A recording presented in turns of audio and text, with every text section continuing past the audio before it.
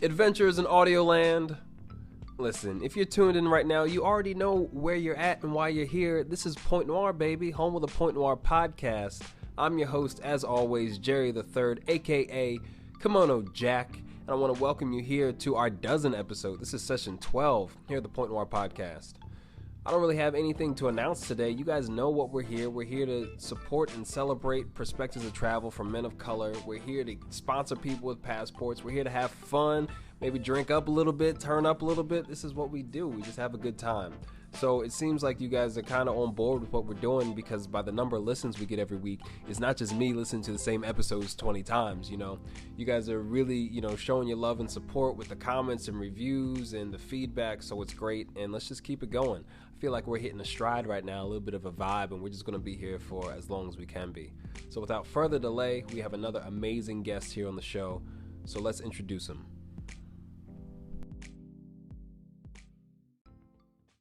Joining us today on The Point is Ken, also known as the Malibu Ken on Instagram. Definitely make sure you follow this young man. He is a talented fashion designer, a world traveler, and a full-on culture advocate. So in addition to sharing his stories and experiences traveling the world, we get to talk deep on some issues about culture and history and consumerism and capitalism and quality of life. We get into so many different subjects, and the cool thing is he's able to talk to it in a way that I think anybody can understand and get value out of. And the cool part about travel is it challenges some of your notions about how you think the world works, and this session is definitely a great example of that. So if you've never considered some of these points before, I think you'll get a lot of value, and if you have, I think you'll really appreciate his perspective and how he's come around to these conclusions about how he wants to live his life. Super awesome guy. I know you guys enjoy the show, so sit back, hopefully with a beverage of choice, and enjoy today's session.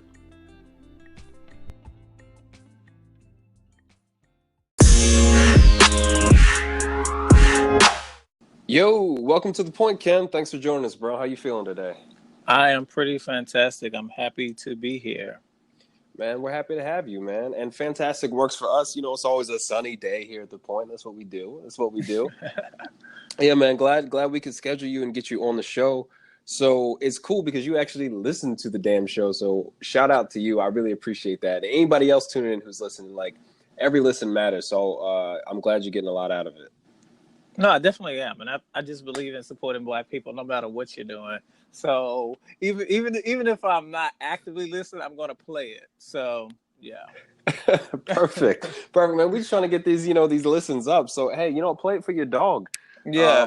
Some shit like that. But listen, man, let's get into it because we don't know each other super well, and I'm curious to kind of know some of your origin story as an adventurer, as a traveler. So let's start off, as you know what we do, tell us a bit about yourself, kind of where you come from, a little bit of your background, and how you got into traveling or adventuring. Well, I was raised in Houston, Texas. So a lot of my paternal family, Louisiana, Texas. So, grew up in the South for the most part. And most of my travels growing up were just to kind of different church conventions around the country. So It wasn't until I joined the military, when I was 18, that I really started traveling.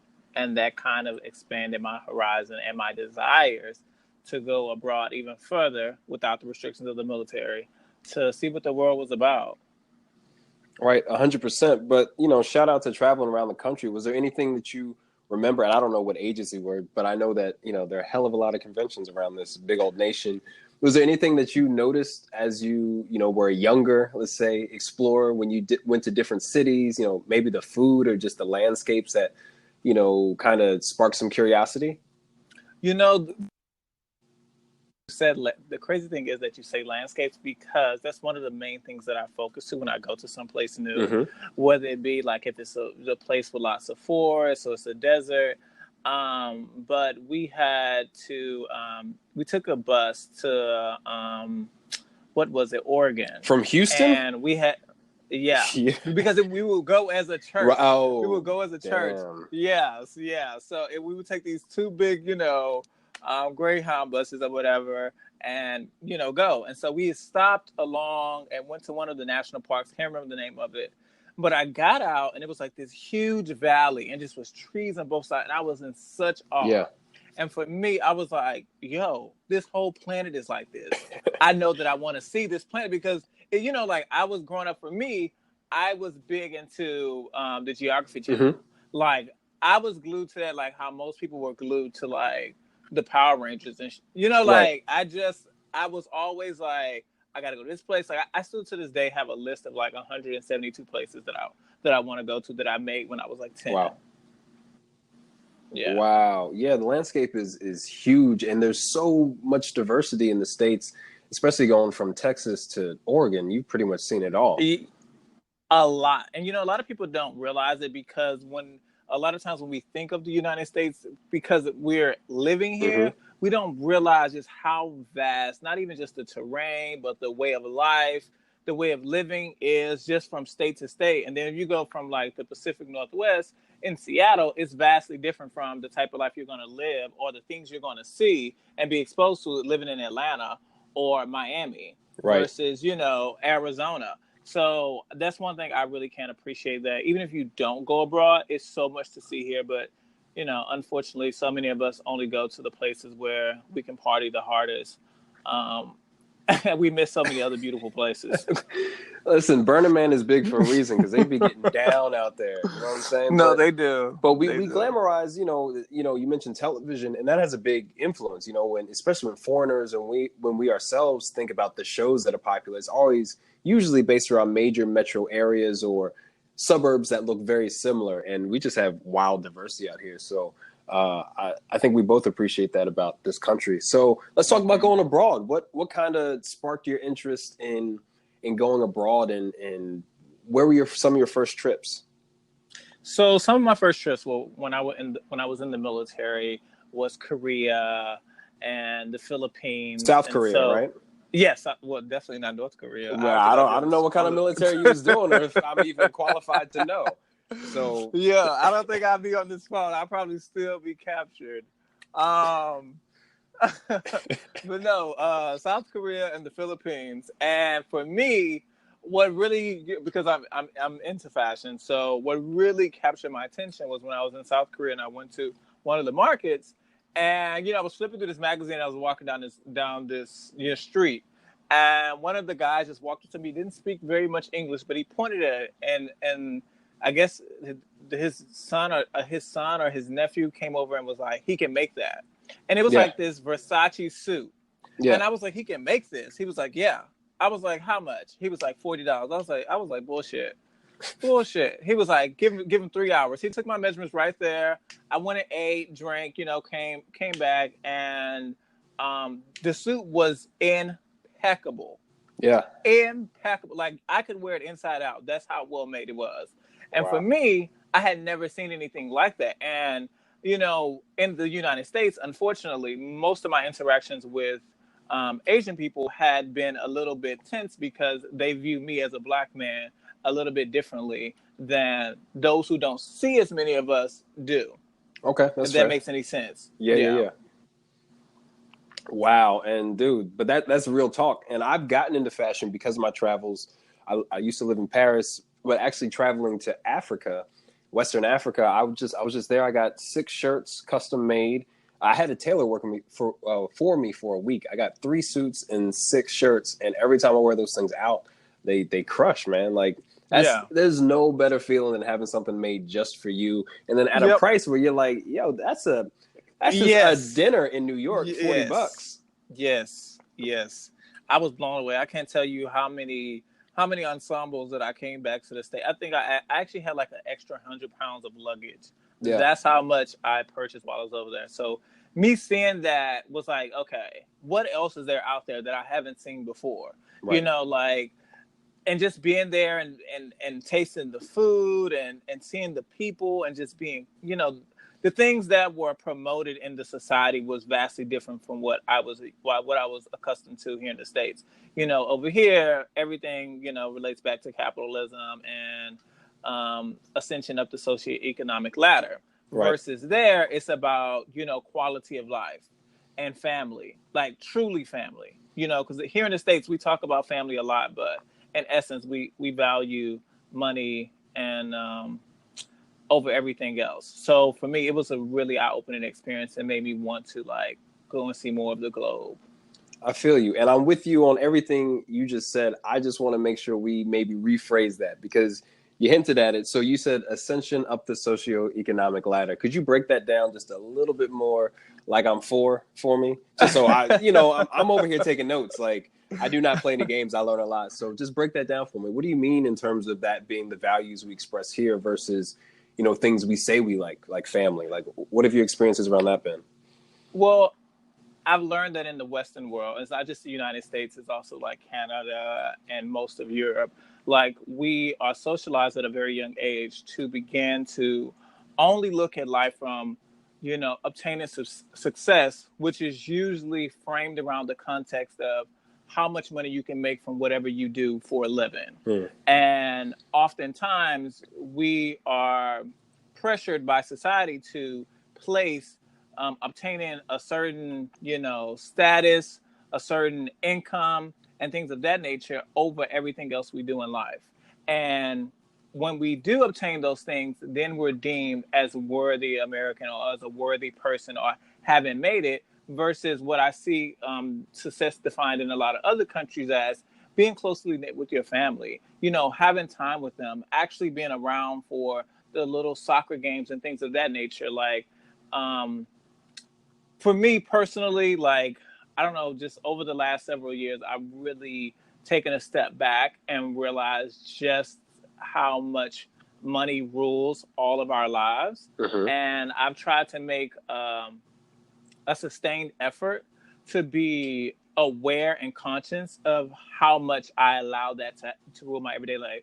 Of course, I have to pay my bills. I have to keep lights on. And, living here in New York City, I definitely got to keep an air conditioner here in the summer. Right. So, I have right. to work to pay bills. But to allow that to define every single thing about life, for me personally, I can't do that because I know that life is more important than just about, being able to afford a trip to Spain or being able to buy the latest Fendi, backpack and things of that nature are, for most cases, most people, the MCM bags.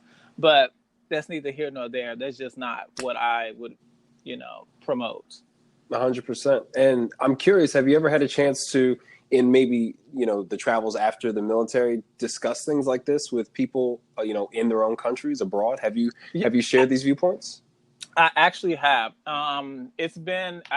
So recently, back in April of this year, 2018, mm-hmm. I actually just went to Amsterdam, Zanzibar in Tanzania, and I went to Nairobi. Yeah. And so this was one of my solo trips. This was for my birthday, and I actually met this really cool couple that was living in the Netherlands. It was a Black couple, and they came over and talked to me because I looked lost. Mm-hmm. And they ended up like kind of just, showing me around the city and showing me like places where like basically, Black slaves where they actually lived, and like these numbers that are on the buildings and how they represent like how many slaves this house had and so on and so forth. Wow. And we began, it just began to open up a dialogue about everyone that is involved in the diaspora, and how Blackness is defined in multiple ways, as a race, within like America, as a cultural, across Pan-Africa. And it just kind of opened my eyes that I'm not the only person that sees this, and that also that all of our experiences differ and fluctuate and are slightly different, but they're all valid. And these people kind of understood where I was coming from, and it was just nice to know that they get it and they see it, and that these people also understand that the world is driven by capitalism, and they also too don't subscribe to that. Because I don't know if you've been to Amsterdam or not, but I haven't yet. That is like one of the most carefree cities. Like, I mean, the city reeks of like marijuana.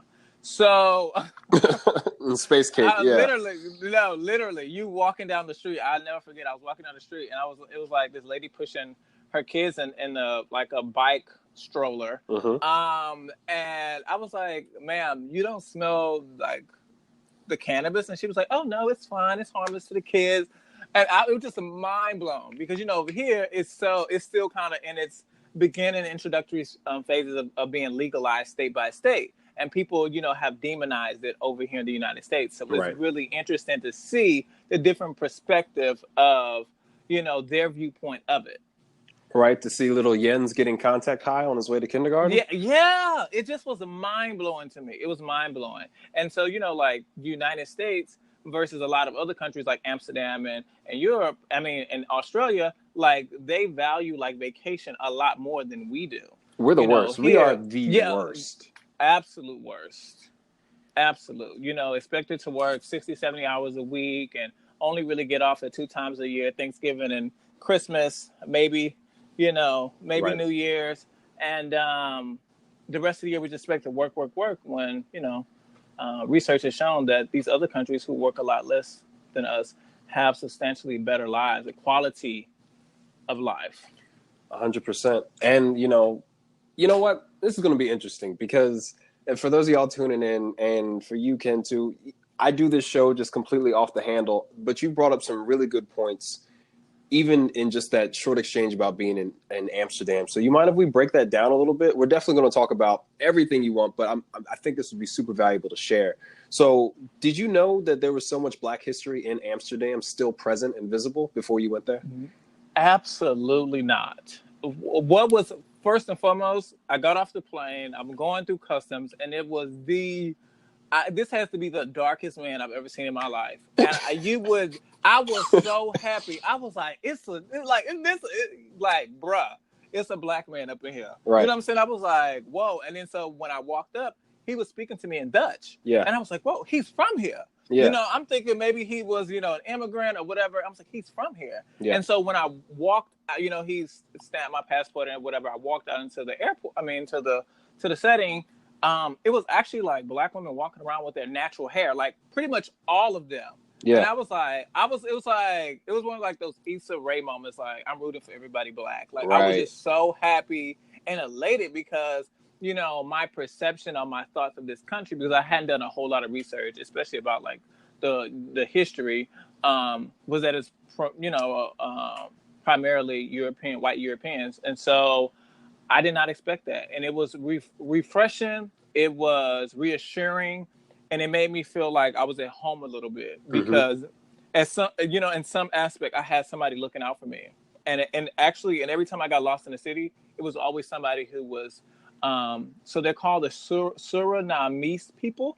Yeah. And they're from and so one of those people or descendants of those people would walk up to me and be like, "Are you okay? Do you need help?" Yeah. And it was always a Black person who assisted me from getting from one place to another. And so I'm truly thankful for those people because oftentimes if you're the only Black person in a space, you get overlooked or gawked at, in a lot of places abroad. That's been my experiences in a lot of places in Asia. So it just was something I wasn't expecting while I was there. But I was definitely, I came back and I was sharing it with my friends and they were like, whoa.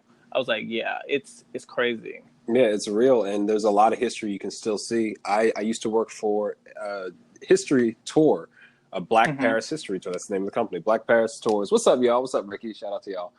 That's all we did was teach Black history through the city of Paris, where you could still go to monuments like the Arc de Triomphe and things like that and see Black names that were significant. And I know that there's similar tours in Amsterdam. So if you guys ever get a chance, check that out. And did you run into anybody or have you seen any posts about these tours out there? Well, I actually found out about a tour after I had 2 days after I left. And I think it's called the Black Heritage Tours. Okay. And I found it on Instagram. And I think that's the name, Black Heritage Tours, where they actually take you through the canals. Like you're on one of the boats and they take you by all these places and explain to you what they are about. And they actually have a celebration every year in, I believe it's June, where it's like the Surinamese people take over the entire city. And it's crazy. It's kind of like a carnival for the Netherlands. Okay. It's insane. Lit. Yeah, so there's definitely a tour out there. So y'all make sure you do your research and whatever. I haven't been on the tour. I don't know them, but I have seen this stuff and it looks cool. So here's another question. One, where are people who are Surinamese from? Just to educate everybody. Suriname. They're from Suriname, which is a little island off the coast of South America, North South America. Mm-hmm.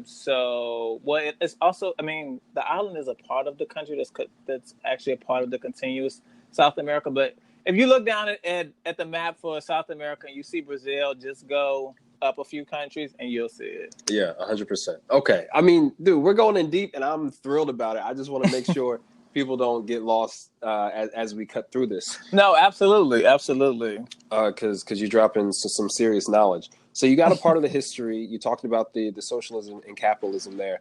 So I'm curious, how much of the Dutch history have you learned since then? Because the Dutch are problematic as very, shit. Very. And that is a very interesting dynamic. So like for me, I used to live in Paris, France, and Paris is beautiful. It's one of these highly romanticized cities. It's in art and literature and film. However, when I look at the Eiffel Tower for myself personally, Paris would not be the Paris that we all adore without Haitian gold. You feel what I'm saying? Mm-hmm. You feel what I'm saying? So how did those two experiences mix for you as someone who's clearly intellectual, started learning the history?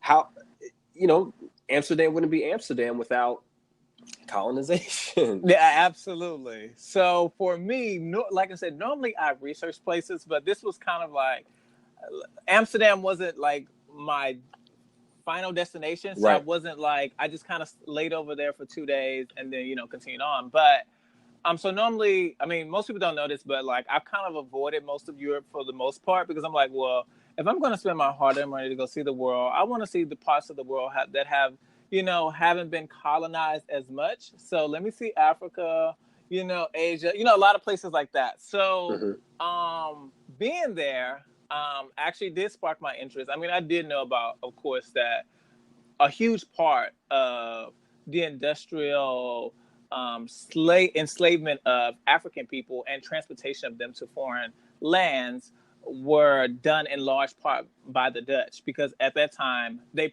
pretty much ruled the seas. Yeah, they were building the boats. Yeah, you couldn't get anywhere without going through them at some point or some way. But I didn't really start doing the research until I got back home, and because I was intrigued by the Surinamese people. So Right. I started doing the research, and I was like, yo, these people really are problematic. And even to this day, Right. Like they do blackface over there, like during Christmas time, and just expect people to be okay with it.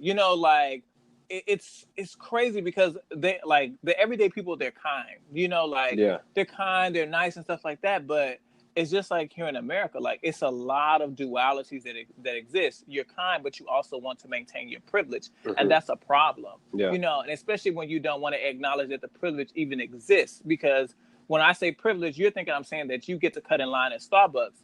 No, I'm saying that you get to use the restroom at Starbucks. That's what we're talking about when we say, like it's just really interesting. And I mean, I really wish. And I keep saying this, and I hope I put it out into the universe. Somebody actually takes it up. That somebody actually, like a group of historians, like get together and put together like a history book or educational book for Black people to buy, so that we can learn this stuff where the research has already been done for us. Because it's a lot to take in, man. Yeah. It's a lot to take in. It's a hell of a lot. And I was just in Paris doing my thing, but I watched videos, I learned so much history.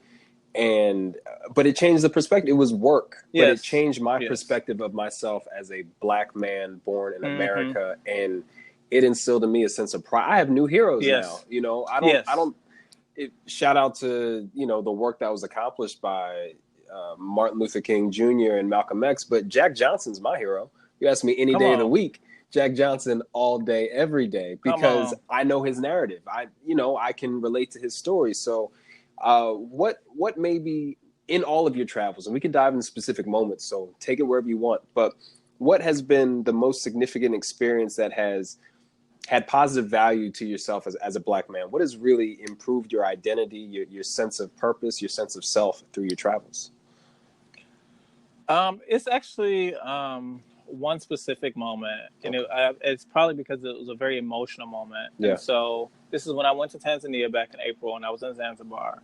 By the way, Zanzibar is like literally one of the most beautiful places on the face of the planet. Yes. For those people who only know, the Bahamas and, Jamaica, you can get that on the east side of Africa. Pristine, the water blue like you wouldn't believe. It's like you wouldn't believe.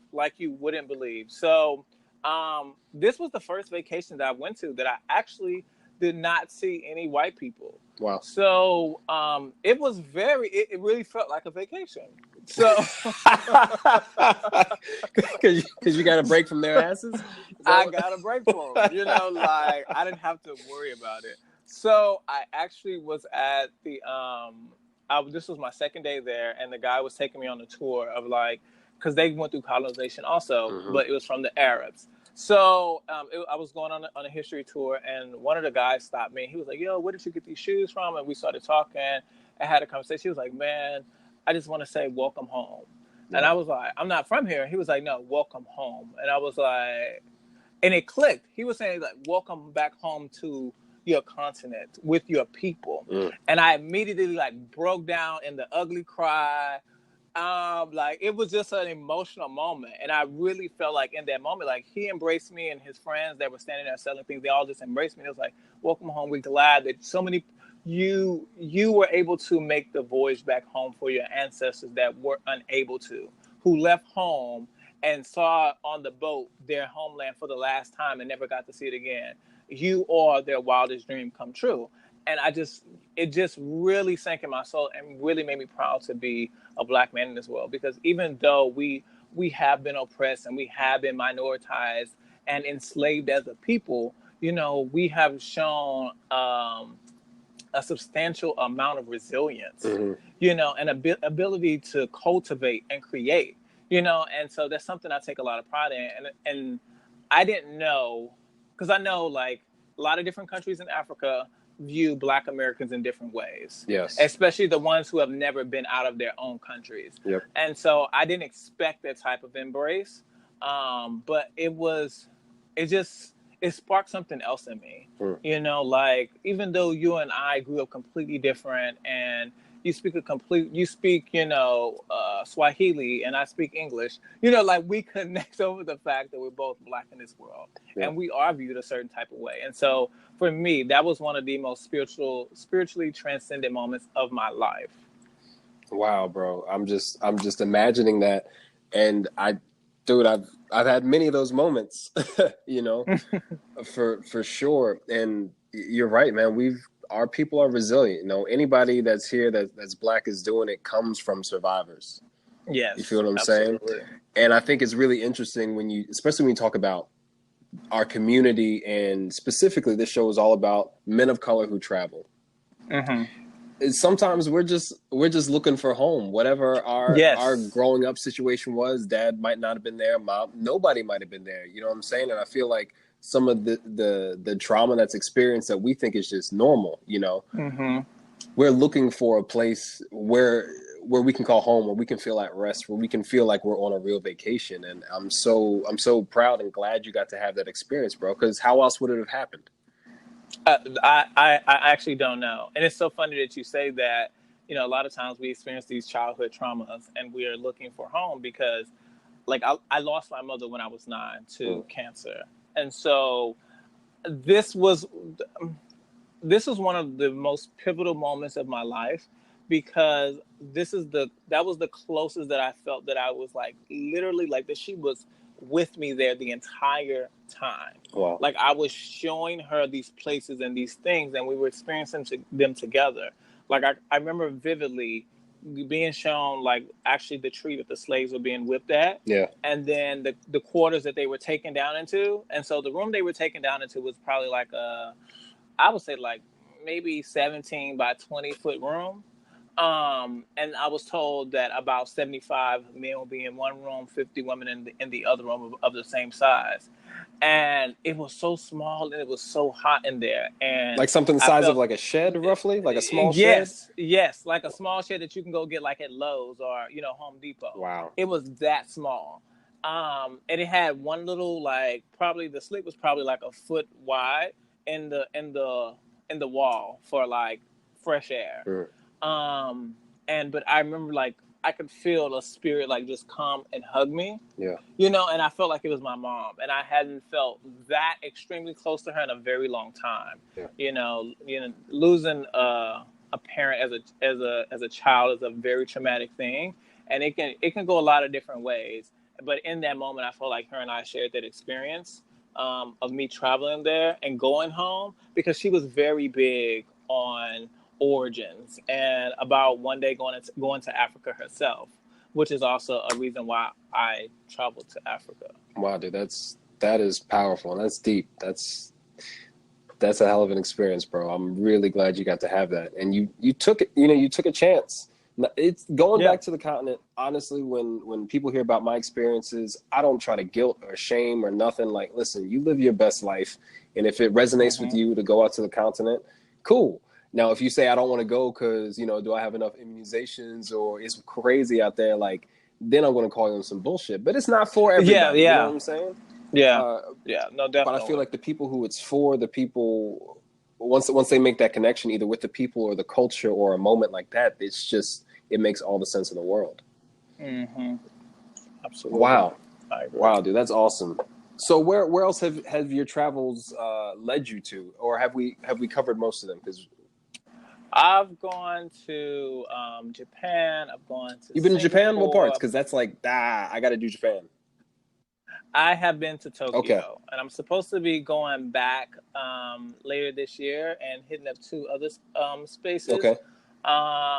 But first and foremost, Tokyo is like the best dressed city in the world. They stay sharp. Literally from like toddlers to like 95-year-old grandmothers and grandfathers.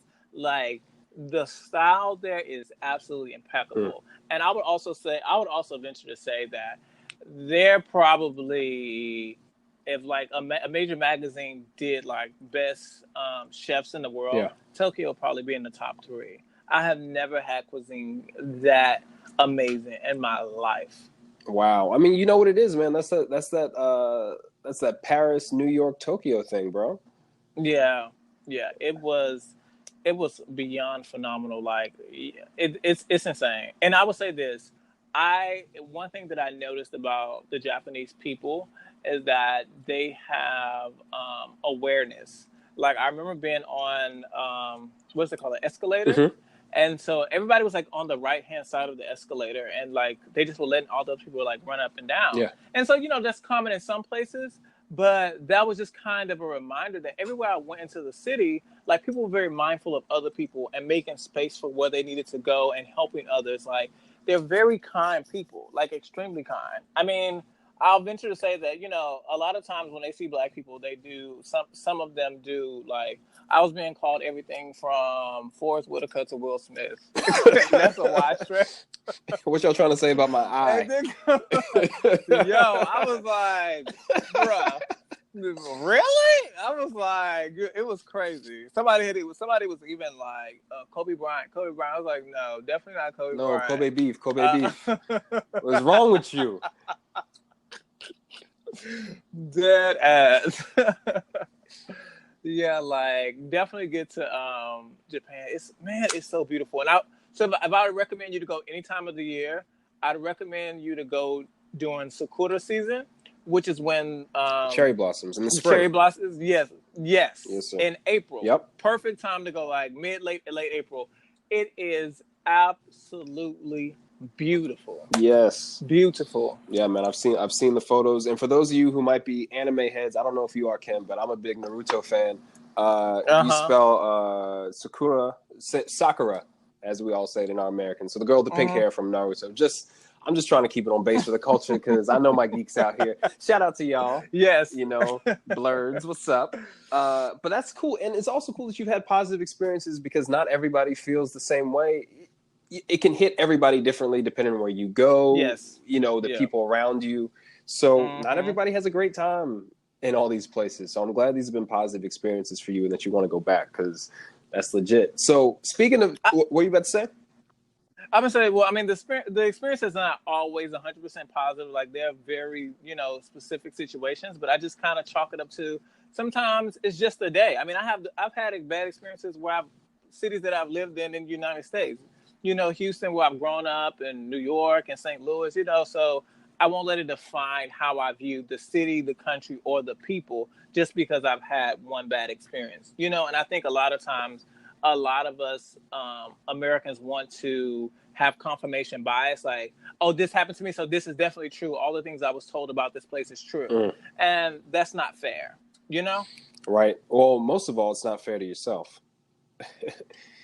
And those are wise words to share, bro, because sometimes it's a bad day, and that's life. Yep. 100%. So speaking of fashion, I follow your stories on Instagram, and you have, I mean, just mad visually inspirational stuff. Either they be models or photography or pieces of art or pieces of clothing. How does fashion and travel kind of combine for you in your life, or they don't? It seems to be a connection there, so I thought I'd ask. No, there's definitely a connection. It's more so than what it used to be. When I first started really traveling, I mean, I didn't really pay too much attention to the fashion just because I guess more so because I was traveling just for the sake of just traveling. Right. But now it's kind of like, how can I tie this into my life? And so whenever I go places, I try to buy, as much fabric as I can in that place, whether it be Bali or Zanzibar or Singapore, just so I can have some authentic fabrics. But fashion, I just truly believe, like, when you feel good about yourself, then you want to be a better person. You want to be kinder. When people feel like they look their best, they are exuding positivity naturally without even thinking about it. And so I feel like, a lot of times fashion is a little bit convoluted because people think that for most people, it's a very conceited part of the human experience. And for me, it's just about rising to your highest self. If I can rise to my highest self internally, I should be able to do that externally as well. I should be able to dress up and express myself visually in whatever manner I, wish. And so traveling, it's really interesting because I have a very unique style. And my style of dress and even my style of design, being a designer, does not fit the everyday person. Right. So I'm a menswear designer. But I don't do your traditional menswear. I don't do suits, things of that nature. I don't do traditional trousers. I play a lot around with silhouettes, and also with texture and closures. So closures we're talking about like zippers and buttons. Okay. Thank you, because I did not know. I'm thinking emotional closure. I'm just like, am I in therapy right now? Is he going to give me a therapy jacket? I'm not ready for that shit. But okay, so closure. So shit that you can put other shit into and close. Okay. Thank you, brother. Thank you. So I play a lot around with those things. So a lot of my aesthetic is influenced by a lot of different tribes in Africa and the Japanese culture, actually. So with that, keeping that in mind, when I travel different places now, I'm constantly like sketching things down and writing things down because I'm like, wow, the men here wear this, and if you go to this country, this will be considered completely inappropriate for another man. So just kind of it definitely has widened my creativity, spectrum to where I never think that anything is impossible. Anything is applicable to everyone, and I don't. Like growing up, of course, like because I was socialized to think so that clothes had gender. Now I don't think that. I think, how can you style this to fit your personality? Right. Or how can you repurpose this to fit your personality? I've turned prom dresses into a pair of like really dope trousers for a guy. And he was like, I would have never imagined myself wearing something like this, but this is super dope. Just kind of like finding what fits your personality. And when you travel, you see people wearing the wonkiest and craziest of things. Like you were talking about your anime fans just a few minutes ago.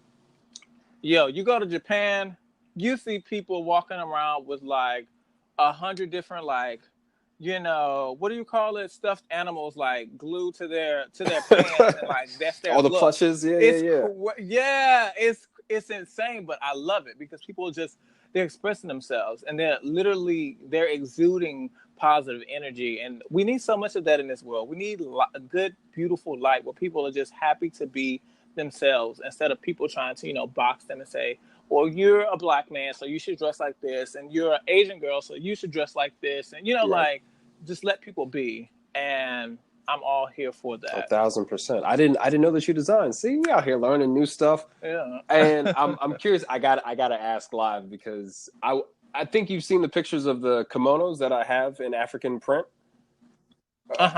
You cool with those? I mean, you're a designer. Like those on? No, I do. I really do like those. I really do. All right. I was like, I can't remember exactly which one. I was inspired. I was like, if I take this and add this to this and kind of, like being a creative mind, you're always thinking of how you can rework something to fit your vision, because I don't believe in kind of tampering with somebody else's vision.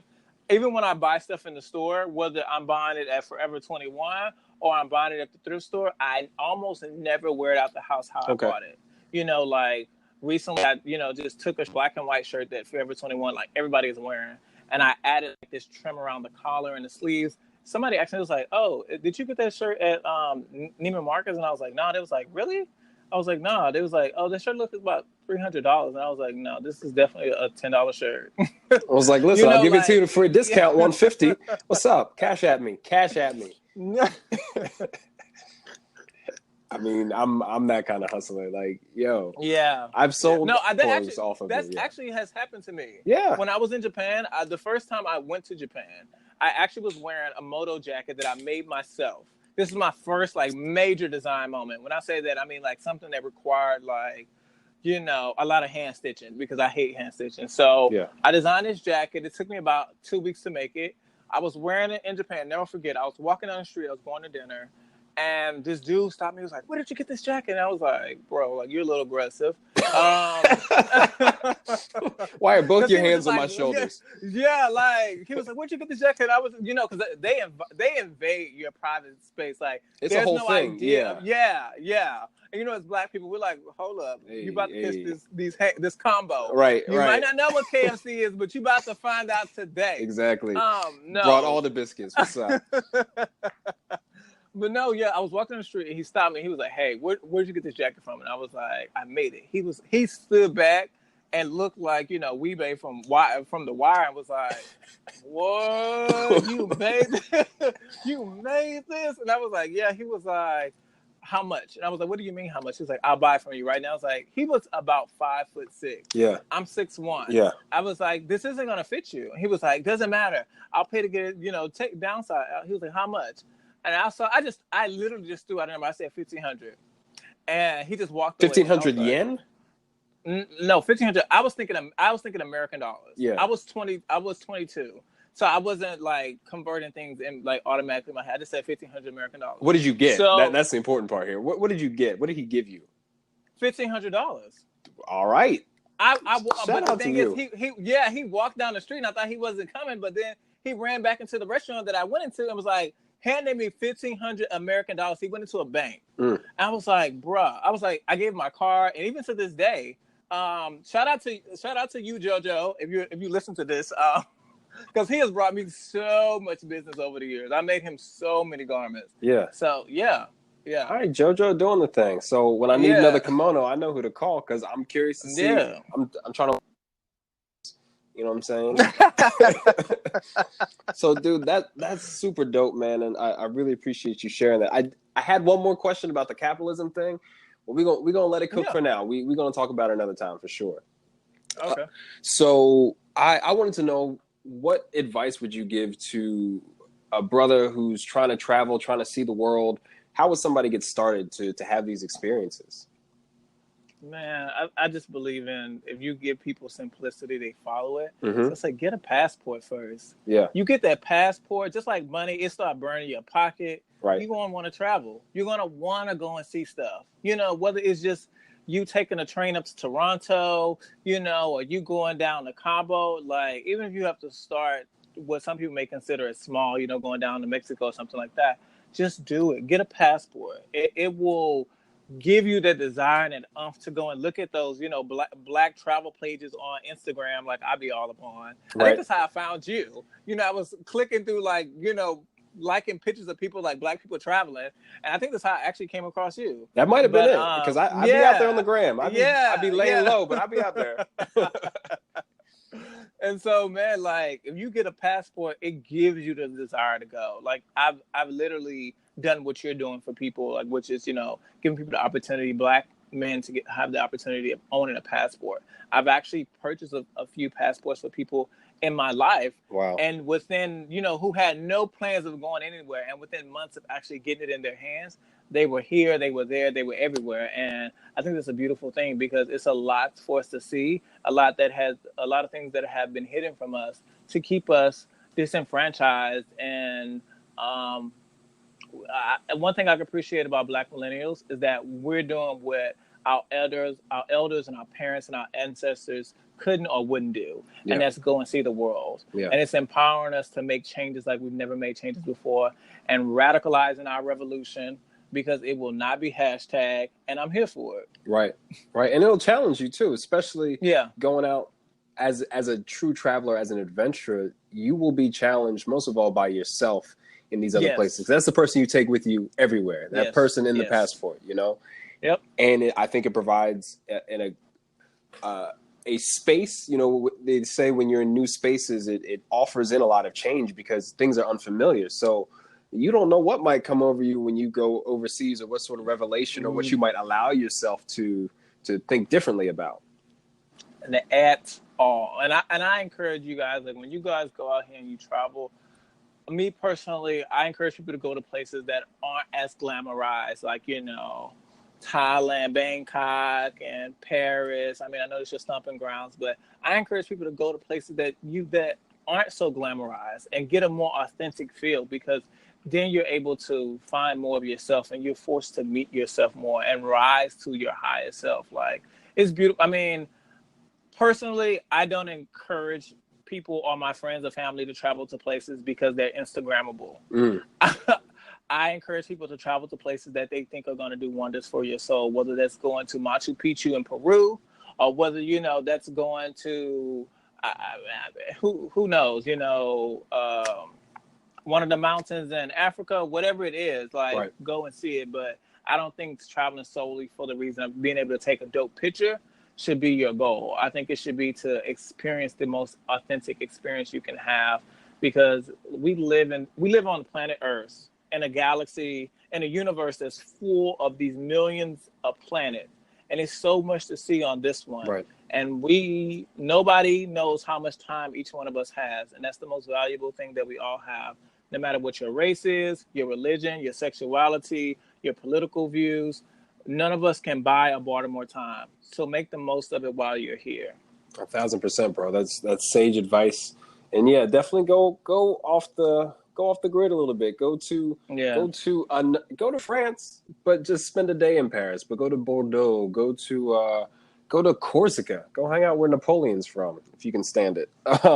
Right. You see some different stuff, and there's so much opportunity. It's not amazing. It's just interesting how everybody seems to be pulling up to the same joints on Black Insta, on Black Travel Insta, as we know. But you know what I'm saying? No tea, no shade. But at me if you got a problem.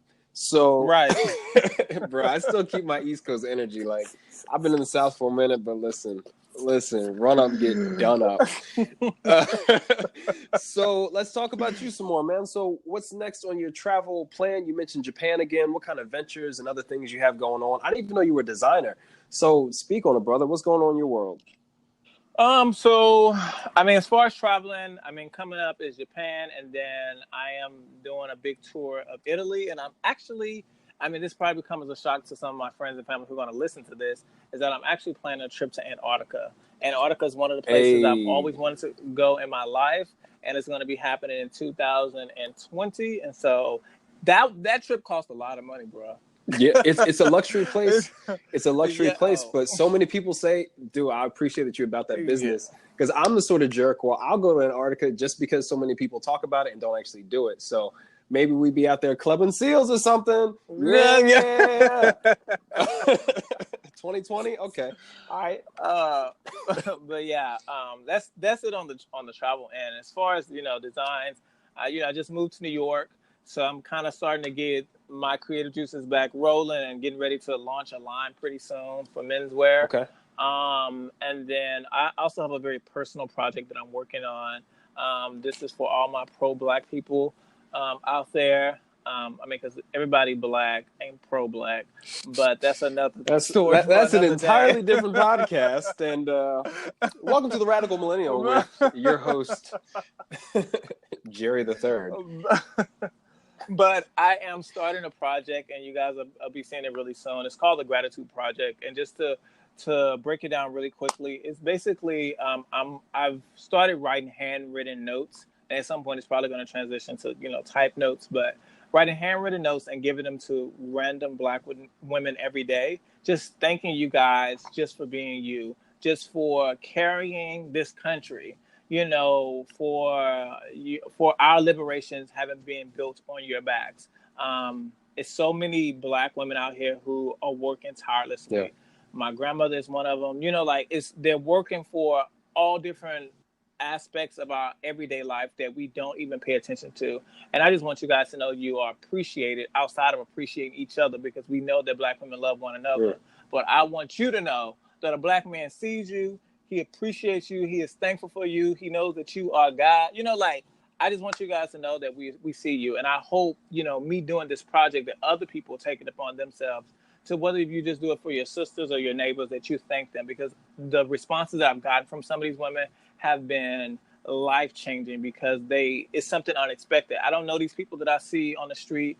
I just see them and say, hey, do you mind if I give you this? And on the front of the envelope, it says, Dear Black Woman. And every message is different. So whatever's on my heart, I just put it in there. So, yeah.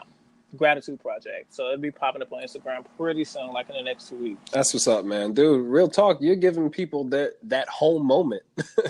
You know what I'm saying? That I can only imagine what sort of positive emotion comes over them, and that's amazing that you're putting that out into the universe. So when it comes to Antarctica, when it comes to success with your line, bro, I got no doubts, and I'll need a kimono. So what up? We'll talk about it after the show. Yeah. Dude, this has been an absolute pleasure. We got to talk deep about some stuff, because when it comes to the history, bro, if we only understood more about our history, and it's not our fault that it wasn't in our environments. I feel like it is our duty to explore more. Our responsibility, yes. Once, when you hear something like this on a podcast, be like, what? Amsterdam did what? But what about all the weed? But it's crazy. I can't handle it. It's like, yeah, I know. Yeah, it's crazy.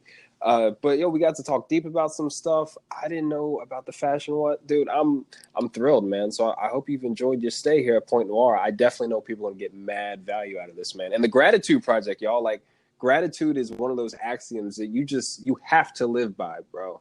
Like, and you know it, I know it, and I love people like Gary Vee who push positivity, empathy, gratitude. Like, these are big boy, like, playing terms. The biggest players, the people who have the biggest impact, work off these principles. So it's amazing that you're doing this by hand, dude. That's awesome. Yeah, and I'm excited. I appreciate you bringing me on here. I mean, I've been a listener. I haven't listened to every single episode, but I've definitely had some takeaways from some of the episodes before. And you're doing good work, man. You're doing some good work. I mean, it's called Point Noir, which is French for Black. Yeah. So I mean, not this kind of pro-Black, but yeah, I'm excited to. Hey, bro, like I said, I be laying low, but I be taking my shots, man. Nothing by accident, my guy. But I appreciate it, man. And even if it was one listener, dude, I'd be thrilled. But so far, the community that's cultivated behind this already has just, man, that's been worth it alone, man. I'm so grateful for it. So I'm excited to hear more about this. Do you have any ideas on what you're going to call your line, or is it got to be hush hush for now? I'm just curious. Well, it had a previous name, and I really didn't like it. I felt like it was kind of juvenile. So I'm going through this rebirthing period. So within the next 3 weeks, I will have a name. I'm kind of down to the last 10. So I can't direct nobody anywhere yet. But if you want to go and see what my style is all about, you can check me out at Instagram at @the_Malibu_Ken, Ken. and see kind of what my aesthetic is about, because a lot of my clothes that I wear, I make myself. So yeah. 1,000%. We're going to have that all in the show notes and in the title outline. Bro, thank you so much for joining us today on Point Noir. I feel great. It's the end of my day, end of your day too. And I'm just like, man, I feel like I need to go out in the streets of my kimono and get this sake. Like, where's the nearest sushi bar? Because it's finna be lit tonight in Dallas. Dude, thank you so much for the time. I know we'll be in touch and talking soon. Man, I appreciate it. Thank you so much. All right, man. We'll talk soon. All right. Peace. There you have it, ladies and gentlemen. Ken out here rooting for everyone who's black, and if you didn't feel it when he said it on the show, you can definitely tell by his actions. Things like the Gratitude Project are so positive and so impactful. Bro, thank you for doing all that you're doing. Make sure you keep up with him and his adventures around the world and through fashion. I'm telling you, his stories stay inspirational and lit with just visually grabbing photos, and inspiration is dope. _Malibu_Ken on Instagram, and it's going to be in the show notes. Thank you again, bro, for stopping by the show and sharing your experience and perspective with us. There you have it, y'all. This is our 10th episode. I don't even know if that's a word or if that's proper grammar, but I don't care. I'm glad you guys are here with us, made it to the end of our 12th show, and hopefully you've enjoyed it just as much as the previous 11 before it. And as always, we are looking for men of color to sponsor passports for. So if you have a nephew, a brother, a cousin, a significant other, a less than significant other that's looking to travel and needs some help with a passport, hit us up, tell them how to get a hold of us. It's in all of our stuff on Insta and social. We're out here for the community as well. So with that all being said, again, hope you guys enjoyed your stay at Point Noir. And this is Jerry the Third signing off.